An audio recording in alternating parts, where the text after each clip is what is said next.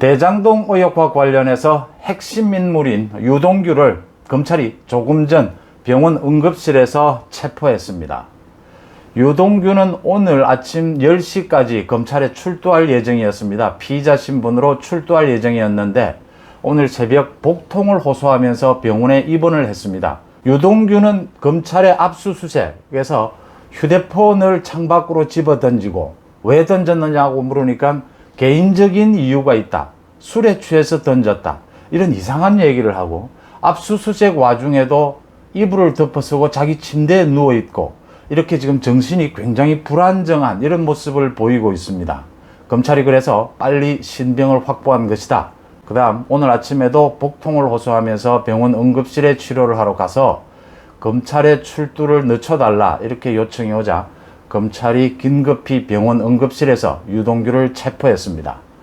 지금 대장동 의혹과 관련해서 가장 중요한 핵심 인물은 유동규와 김만배 전 기자입니다. 김만배 전 기자는 대장동 개발로 인한 그 엄청난 돈잔치에 돈을 쥐고 있는 사람이고 유동규는 이재명의 지시에 따라서 이 모든 대장동 개발을 한 핵심 인물 이렇게 꼽힙니다. 지금 대장동 의혹이 이재명 게이트로 가려면 이 핵심 두 사람이 이재명과 어떻게 연결되어 있느냐 하는 그 연결고리를 찾아야 하는데 가장 중요한 것이 김만배는 이재명의 선거법 위반을 무죄로 했던 권신일 대법관과 이재명의 그 대법원 재판이 있는 그 와중에 8번을 만났다. 김만배 전 기자는 권신일 대법관을 재판 앞두고 8번을 만났다 라는 부분이 드러나고 있고 이게 연결고리가 될 것이다 라는 것이고 지금 유동규는 화천대유의 그 정영학 회계사가 자신의 녹취록을 검찰을 비롯해서 여러 곳에 제보를 하면서 화천대유 측이 유동규에게 금품을 제공한 사실 그것이 입증이 됐습니다. 그러니까 돈다발 사진도 나왔고 유동규가 배당을 하는데 자신의 목도 배당해달라 라고 얘기를 했고 그래서 금품이 유동규 쪽으로 전달이 됐다라고 하는 부분들이 입증이 됐습니다. 이재명의 최측근인 유동규로까지 금품이 전달이 되었다. 그 다음 김만배가 이재명의 재판 관련해서 권신일 대법관을 8번이나 만났다. 이재명 게이트로 갈 수밖에 없는 두 가지 중요한 연결고리다. 이렇게 보입니다. 송은재TV 시작하겠습니다. 구독, 좋아요 부탁드립니다. 그러니까 오늘 아침 검찰이 굉장히 바빠졌습니다. 이 검찰에 출두하려고 했던 오전 10시까지 출두하려고 했던 유동규가 갑자기 새벽에 병원에 입원을 했다.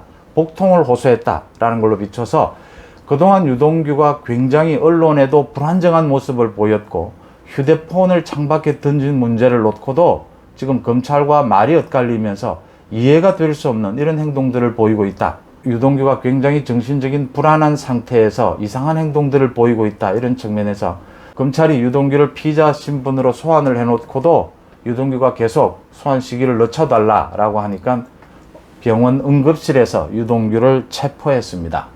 유동규에게 씌워진 혐의는 여러 가지가 있지만 가장 중요한 것은 정영학 회계사가 제출한 그 파일에 유동규에게 금품을 전달했다. 유동규가 금품을 요구했고 금품을 전달했다라고 하는 그 사실이 들어있기 때문에 그걸 확인하는 부분이 가장 중요할 것으로 보입니다. 그걸 확인한 다음에 이제 이재명과의 관계, 그 사이에 어떤 일이 일어났느냐를 밝히는 일일 겁니다. 이재명은 어제도 민주당 토론회에 나와서 유동규와는 최측근은 아니다 라고 얘기를 하면서도 자신의 선거를 도왔다라는 부분은 인정을 했습니다. 유동규에게 성남 개발, 대장동 개발을 모두 맡겼고 실무를 아파트 리모델링 재개발 조합장을 하던 유동규를 성남도시개발공사 기획본부장으로 앉혀서 유동규가 별동대 팀을 이끌고 이 대장동 개발을 모두 진두지휘했다라는 사실도 드러나고 있습니다. 이것이 끝난 다음엔 이재명이 경기도지사가 되자 유동규를 경기관광공사 사장으로 발탁을 합니다. 그런데 유동규는 올해 초에 경기관광공사 사장을 그만둡니다. 사실 임기가 남아있는데도 그만두는데 거기에는 유동규와 이재명이 좀 사이가 틀어졌다. 유동규가 영화산업 투자를 하기 위해서 350억을 경기도에 요구를 했는데 경기도가 그것을 거절하자 유동규가 사퇴를 했다. 이런 얘기도 나오고 있습니다. 유동규와 이재명의 관계가 틀어진 것이 아니냐. 또 이런 얘기도 진술도 나왔습니다. 성남개발공사 당시 직원들의 말을 빌려서 그 당시에 유동규가 성남개발공사에 근무할 당시에 이재명이 대통령이 되면 자신은 국정원으로 가겠다. 국정원 기획실장을 맡아서 국정원을 확 뒤집어 놓겠다. 이런 발언을 했다라는 것도 보도가 됐습니다. 그 당시가 2015년인데 2015년 당시에 이재명 성남시장은 자신이 국정원으로부터 불법 사찰을 당했다고 주장한 일이 있습니다. 그것과 연관해서 유동규가 이재명이 대통령이 되면 그 성남시장 시절입니다. 자신이 국정원에 가서 기획실장을 맡아서 국정원을 완전히 뒤집어 놓겠다. 이런 식의 발언을 했다. 유동규가 이재명과 어떤 관계였는지, 얼마나 긴밀한 관계였는지를 보여주는 정황이라고 보입니다.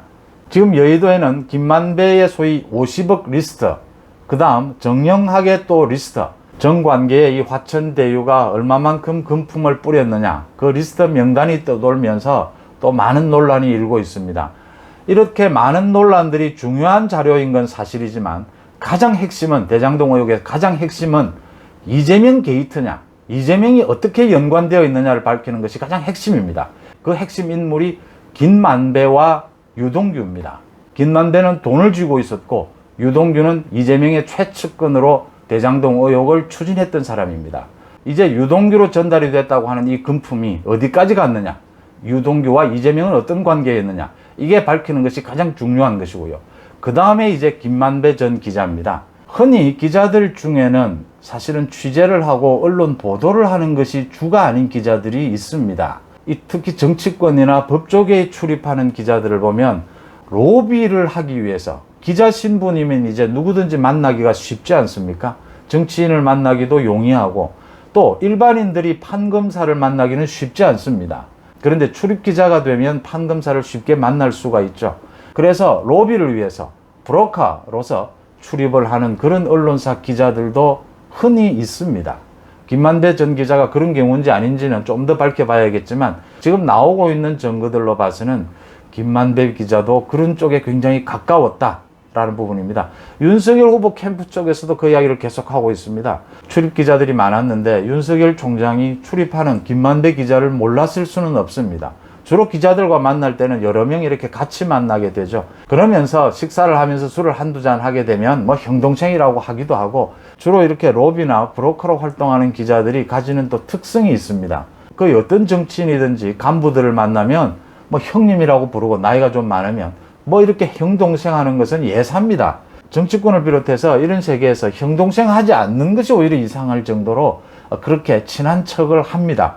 권순일 대법관을 김만배 기자가 8번이나 만났다. 그것도 이재명의 선거법 위반 재판이 대법원에서 그 재판이 이루어지는 그 시기를 앞뒤해서. 국민의힘의 전주혜 의원입니다. 어제 자신의 SNS에 이 대법원 출입 기록을 확인하면 금방 나오는 일입니다. 2019년 7월 16일부터 8월 21일까지 김만배 기자가 전 대법관실을 8차례 방문했다. 이때는 이재명에 대한 대법원 판결, 전원 합의체에서 결정이 됐는데 이 사건이 그 대법원에 회부가 되고 또 선고일, 밀접하게 연관되는 그 기간 동안 김만배 기자가 브로커가 아니었느냐, 사법거래, 판결 거래를 한 것이 아니냐, 이렇게 한 달 안에 8번씩이나 찾아가는 일은 특별한 경우가 없으면 일어나지 않는 일입니다. 이재명 게이트, 이 대장동 의혹이 이재명 게이트가 되려면 가장 중심, 이제 많은 정보들, 많은 얘기들이 흘러나오고 있지만 가장 중요한 것은 돈을 움직였던 김만배, 대장동 개발을 했던 유동규, 이재명과 어떤 관계였느냐라는 부분을, 그 연결고리를 밝혀내는 것이 가장 핵심이다. 이 부분을 계속 추적에 들어가야 한다. 이렇게 보입니다. 고맙습니다.